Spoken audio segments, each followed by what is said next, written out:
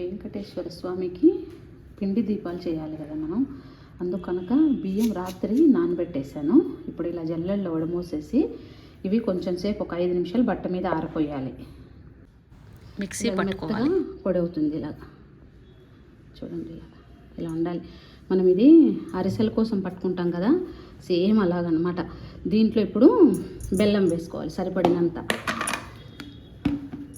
దీంట్లో బెల్లము నెయ్యి వేసి మిక్సీ కాడించుకోవాలి. ఇంకో బెల్లం బియ్యం పిండి మళ్ళీ ఒకసారి మిక్సీ కాడించేసుకుందాం.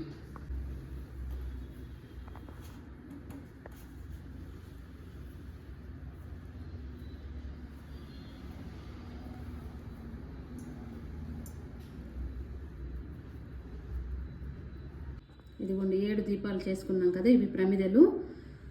ఇందులో నేను పాలేయలేదు, ఏమీ వేయలేదు, బెల్లము బియ్యం అంతే. ఇవి ఇంకా అంతేనండి. ఈ దీపాలు పూజ ఎంత అయిన తర్వాత స్వామివారికి ఇలా హారతి ఇచ్చినట్టుగా చేసి పక్కకు పెట్టుకోవాలి. ఈ చలిమిడి ఏదైతే ఉందో నెయ్యితో కదా దీపం వెలిగిస్తాం మనం, అది మనం మన కుటుంబ సభ్యులందరము ప్రసాదం కింద తీసుకోవాలి. మనమే కాకుండా మన చుట్టుపక్కల ఉన్న వాళ్ళకు కూడా ప్రసాదం కింద ఇవ్వచ్చు. అది చలిమిడే కదా, అందుకోసం. Thank you for watching.